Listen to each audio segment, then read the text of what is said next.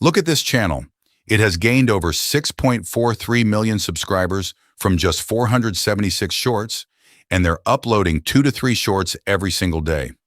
The crazy part is, the channel is monetized, and according to vidIQ, it's estimated to be making around $10,800 a month. So if you think commentary channels are dead, this is your proof that they're not. So how is he doing it? What separates a channel like this from the thousands of commentary channels that never take off? I studied channels like this one, and I found 7 things they all do differently. Look at this short. Under 9 seconds, made from a single clip. But he doesn't let that one clip just sit there. He cuts within it every 1 to 2 seconds, adds highlights, throws in freeze frames, and keeps the on-screen text changing. So much is happening in 9 seconds that the viewer's brain can't fully process it before the short ends. So they watch it again.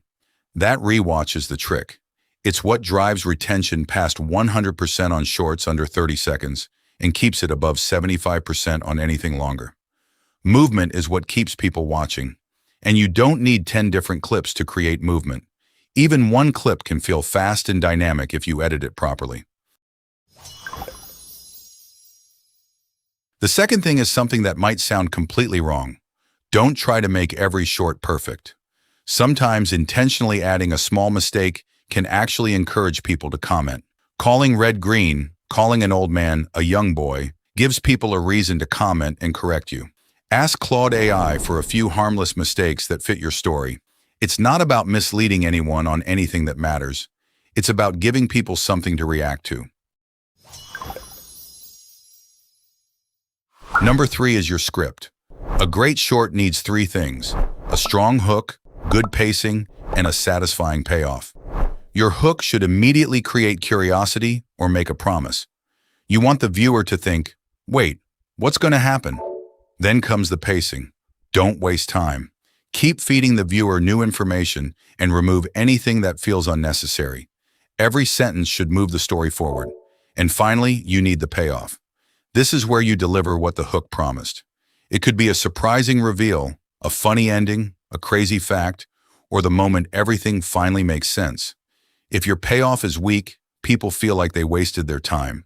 But when the payoff is strong and the ending connects naturally back to the beginning, you can create a loop that encourages people to watch again. The fourth thing is sound design. Don't just add random sound effects because you think your short needs more effects. Every sound should support what's happening on screen. A whoosh when something moves, a hit when something appears, a pop when text comes in, or a suspense sound before a reveal can make the entire story feel more intense. Good sound design makes simple footage feel much more engaging. Number 5 is the idea itself. Your short shouldn't feel like just another random video on YouTube. Give people a reason to care. Make it emotional, unbelievable, controversial, genuinely funny, surprising, or something they immediately want to know more about. Before you even start editing, ask yourself one question. Why would someone stop scrolling for this? If you don't have a good answer, the editing won't save the video. Number 6 is your voice. Your voice can become part of your channel's identity. Using your own voice is always a great option, but if you prefer AI voiceovers, 11 Labs is one tool you can use. When you're choosing a voice, try searching for YouTube in the voice library.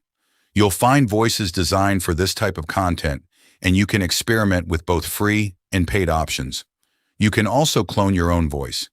And here's an important editing trick. Don't generate your entire voiceover as one giant file.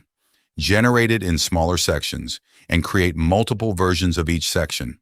Then, while editing, you can choose the version with the most natural pronunciation and replace anything that sounds robotic. Because no matter how good your visuals are, a robotic voice can make people swipe away instantly. And finally, number 7 is music. The right music can completely change how a short feels. If the story is emotional, use music that makes it feel emotional. If it's suspenseful, build tension. If it's funny, keep it light.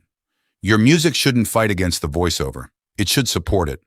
When the voice, visuals, sound effects, and music all work together, The viewer doesn't just watch the short, they feel the story. That's what separates commentary shorts that stand out from the ones that disappear. It's not more effects or more uploads. It's giving people a reason to keep watching, react, and remember what they saw. Keep creating. I'll see you in the next video.